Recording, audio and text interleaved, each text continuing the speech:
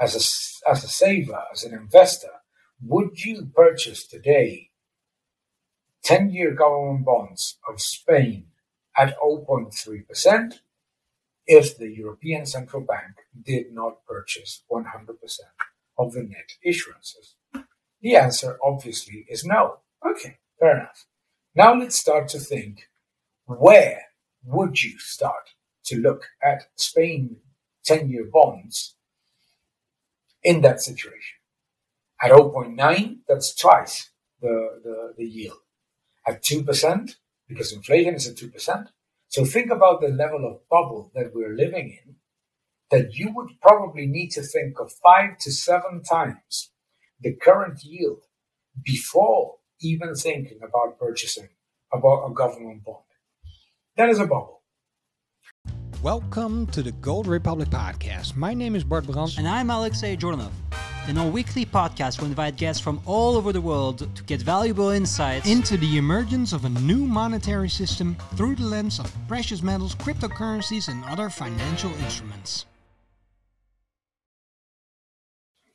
Yes, that also brings us to a point where not only the balance sheet of Europeans' GDP is growing on the ECB's balance sheet, but also the mandates, as we just discussed. Could we say that, and we've discussed this in an earlier episode with Arno Wellens as well, about the fact that the ECB is a kind of behemoth that is acting as a gorilla with an RPG basically, but it is also totally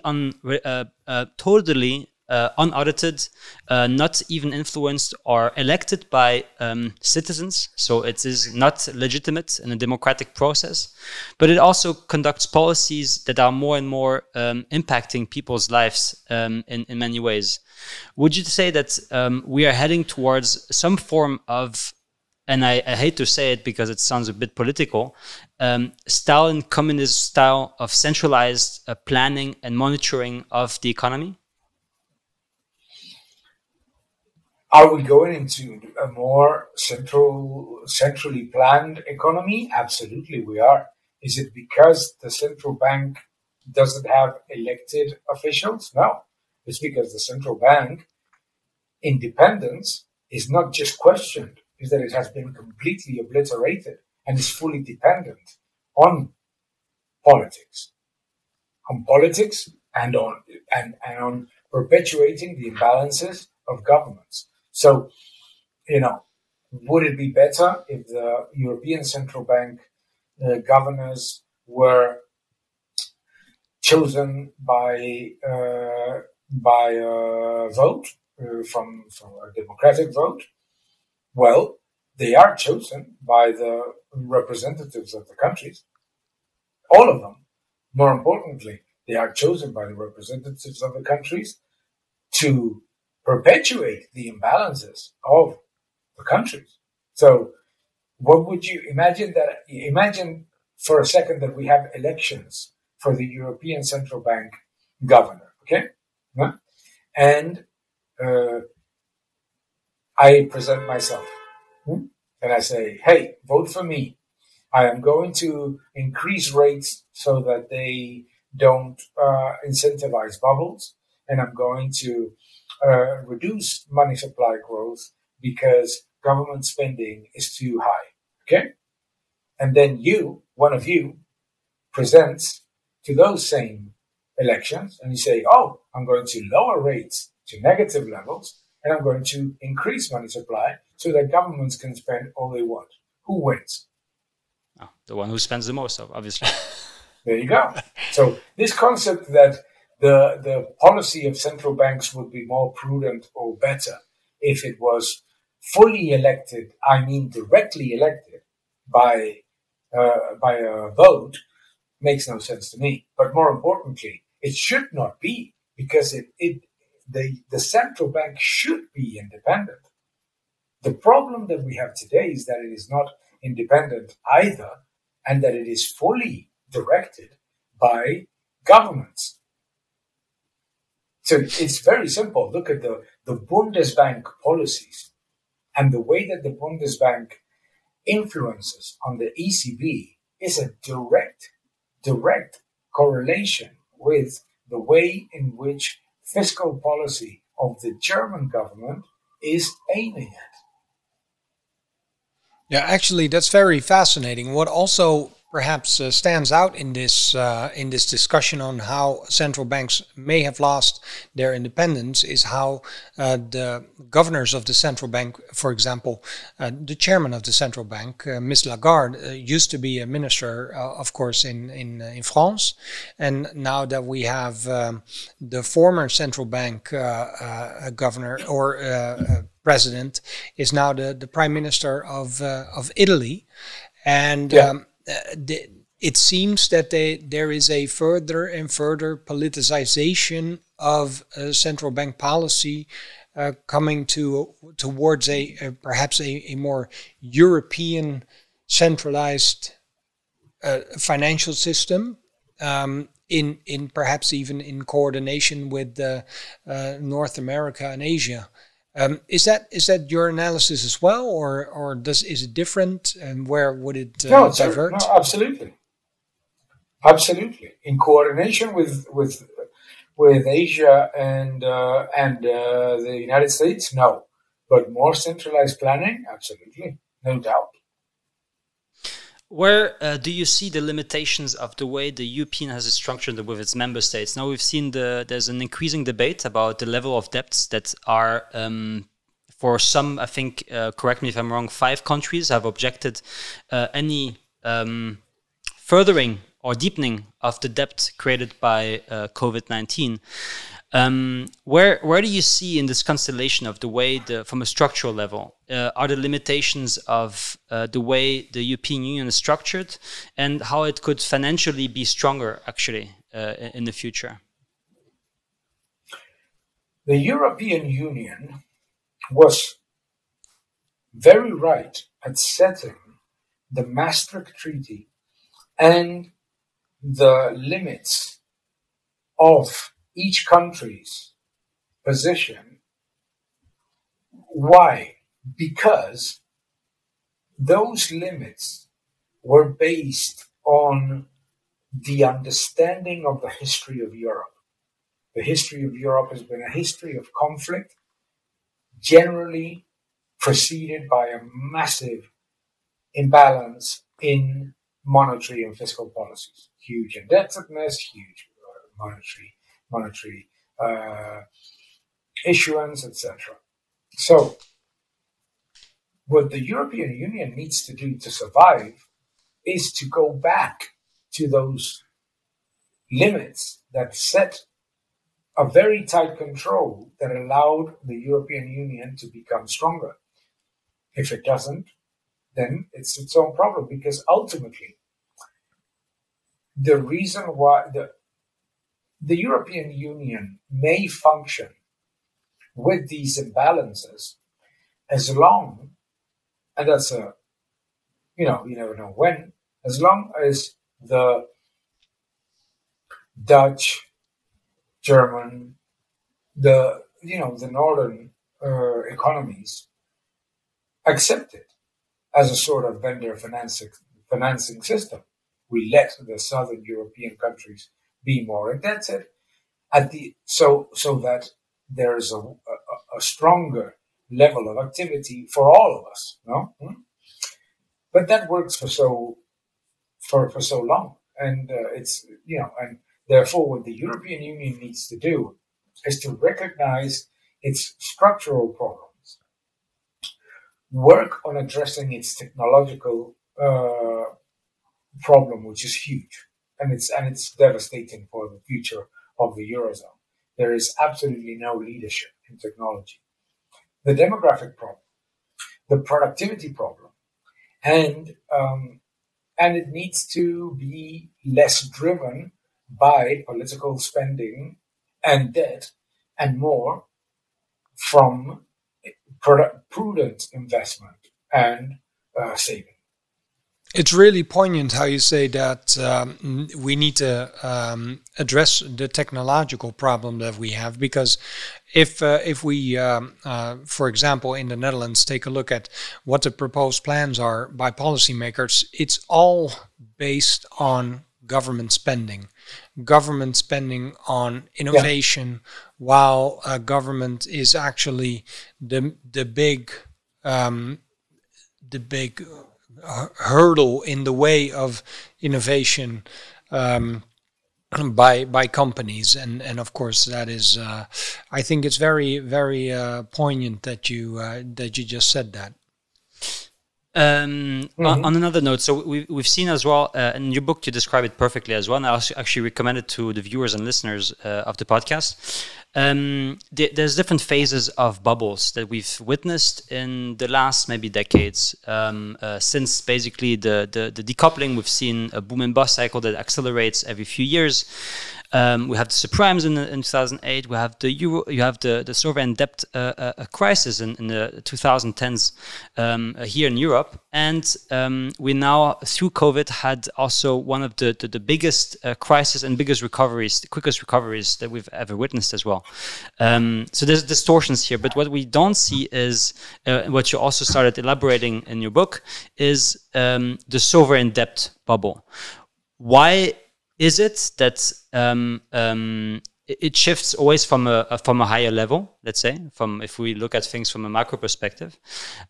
What are the factors of such a bubble, and what exactly is happening that we maybe are not witnessing so far, or that nobody is really paying attention right now? Nobody pays attention to a bubble when it's on its way up. Nobody. When house prices were going through the roof, people said, "Oh, the economy is booming, everything is doing well, so house prices go up." When tulips were becoming all the rage, no one worried about tulips, because if the price was going up, was because they were great. Same is happening with sovereign debt. What we need to question is whether you will purchase as a saver, as an investor. Would you purchase today 10-year government bonds of Spain at 0.3% if the European Central Bank did not purchase 100% of the net issuances? The answer obviously is no. Okay, fair enough. Now let's start to think, where would you start to look at Spain 10-year bonds in that situation? At 0.9, that's twice the yield. Probably not. At 1.8, then we're starting to multiply the yield. At 2%, because inflation is at 2%. So think about the level of bubble that we're living in, that you would probably need to think of 5 to 7 times the current yield before even thinking about purchasing about a government bond. That is a bubble. The question is, and the mistake that people make is, how do government debt bubbles burst? People think that it's going to be like the housing bubble.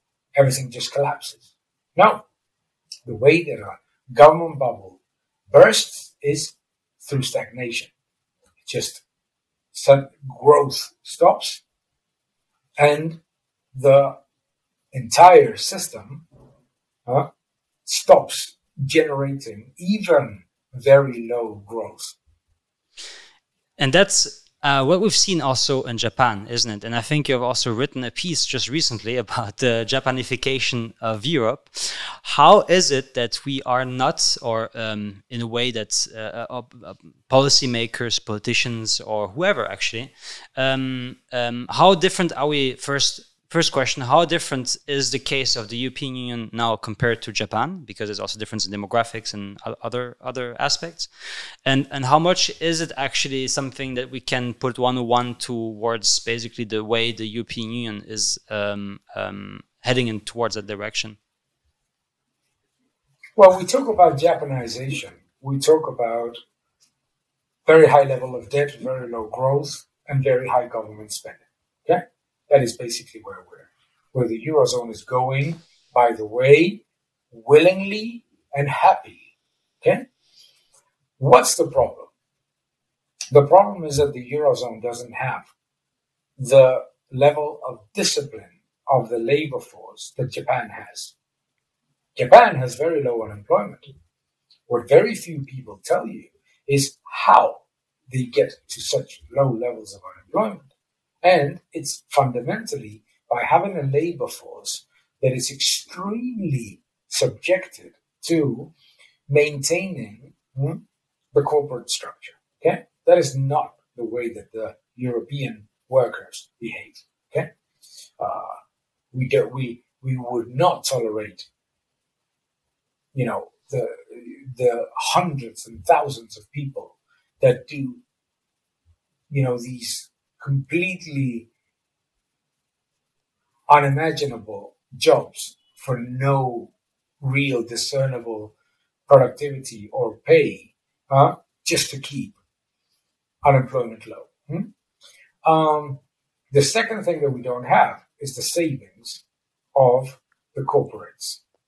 Most of the Japanese corporations save a lot of money from their activities abroad that they save a lot of dollars that they bring to Japan. And at the same time, the Japanese citizens are not stupid and they save a lot. Therefore, the economy can sort of survive with all those imbalances despite declining demographic, lower population and aging population. The other thing that we don't have is the technology.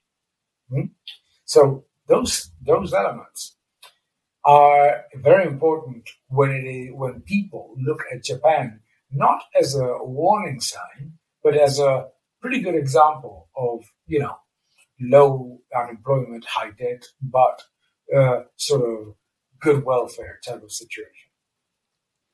It also seems that Japanification is only possible if there is one economic powerhouse that does it. It seems that if we all start to Japanify, it would stop working because you have to be able to at least export some of your problems and also products to make sure that your own economy can survive like a zombie. Yeah, exactly. You cannot have a functioning economy if the number of zombies is higher than the number of alive people. Zombies walk, but they're dead.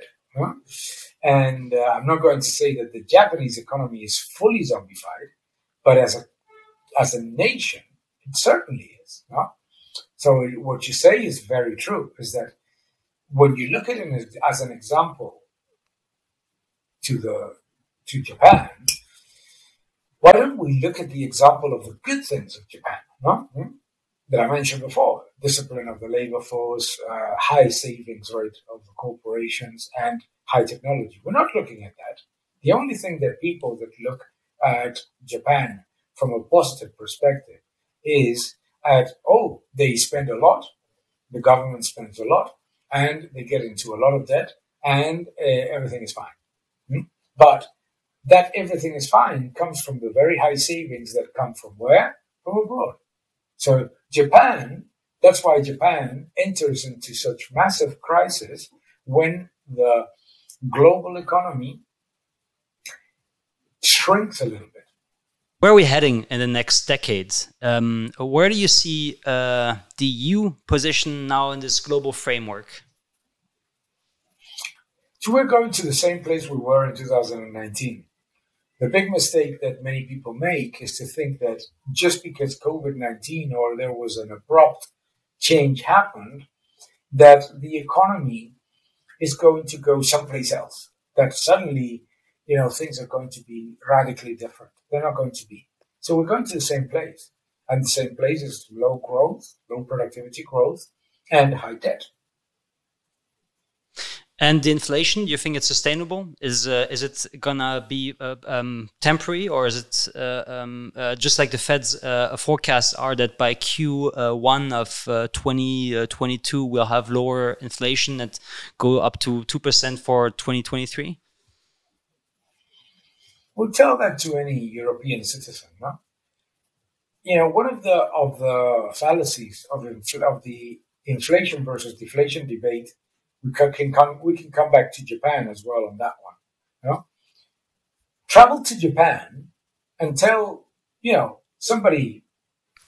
meet somebody on the street and say, oh, there's huge deflation in this country.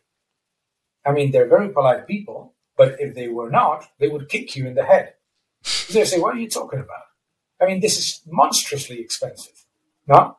And this is the same thing with Europe, is that when you go and talk with people in the Netherlands, in Germany, in France, there is no surprise that we have seen protests against the rising cost of living in an environment in which the European Central Bank was telling us that there was no inflation. Because the cost of living of the average citizen is enormous. Housing, education, all of the fresh foods and energy, all of the things that we purchase on a day-to-day basis are rising faster than real disposable income, despite the averages. Because obviously, the problem of CPI is that you put together a rise of 5% on fresh food with a fall of 5% on hotels, and that's a 0%. I'm just, obviously being simplistic. But what that tells you is the fact that the things that you purchase are more expensive, and the things that you purchase frequently may be cheaper. But you don't eat hotels or technology. So the point that I'm trying to make is that the inflationary pressures that generated the rise of protests all over the Eurozone because of the increase in the cost of living not only remain, but have accelerated. I wanted to ask you, because looking towards the future a little bit to possible outcomes, we've seen, but it's been a while, and I want to preface that we've seen that there are a couple national central bank directors that are really opposed to this quantitative easing, low interest rate policy, especially the German central bank president and the Dutch central bank president, and they are, every time that you see them talking about how they actually oppose what the European Central Bank is doing, in the end they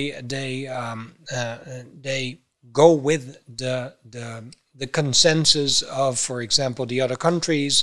And do you see that resistance growing towards maybe another couple central bank leaders in countries? And why can we see that there, even though it's been for years now, that there's no breakthrough in the resistance of some of these national central bank leaders?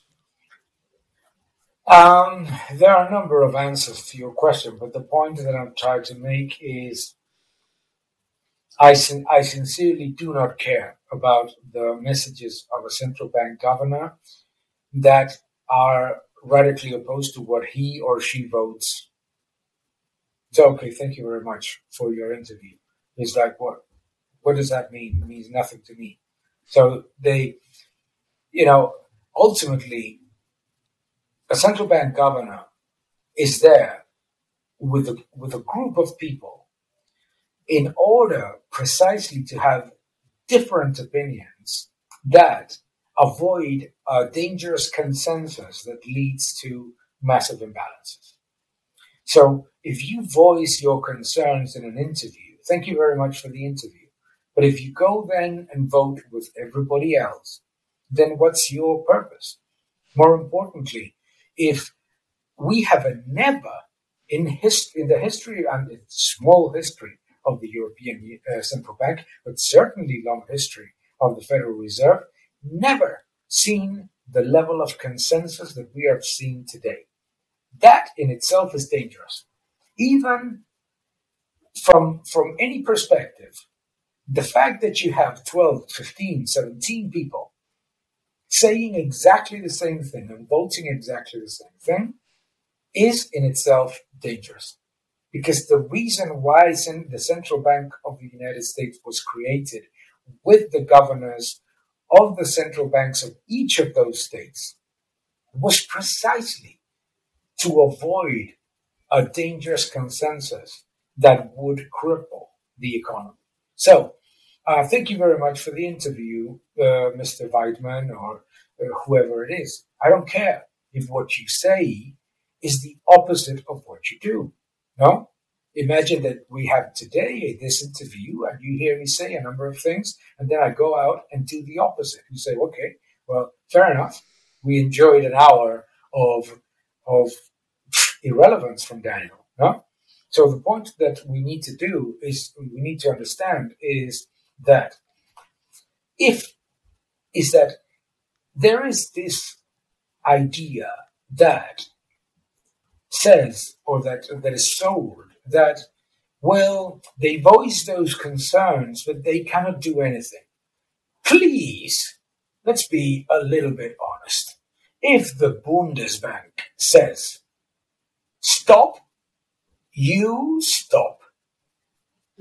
So don't come to me with blah, blah, blah, with I think so, and I thought so, and I gave an interview to Bloomberg, and I said it, but then it was summer, and it was hot, and I was thirsty, and the Beatles and ABBA was reuniting. I don't care, to be fairly honest.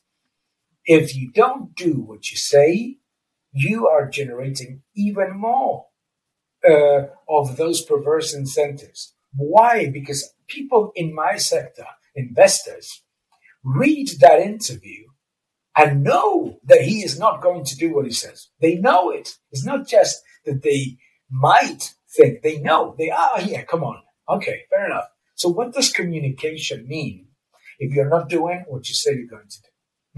Thanks a lot, Daniel. Thanks a lot for your time. And if there's anything that you want to still share to the viewers and listeners that you think is very important, we'll give you, of course, the last word. Thank you so much. No need to add anything else. I think we've had a fantastic, very good questions, very good ideas, and I look forward to talking with you another time. Thanks. All right, thanks, Daniel. thank you. For those interested, you have all those books behind you. The Energy World is Flat, The Life in the Financial Markets, Freedom and Equality, and of course, How to Escape the Central Banks. People can also find you on Twitter. You also have a website where you educate people about all kinds of very important economic affairs and theories and all kinds of knowledge pool. Thanks a lot, Daniel. Hasta pronto, I hope.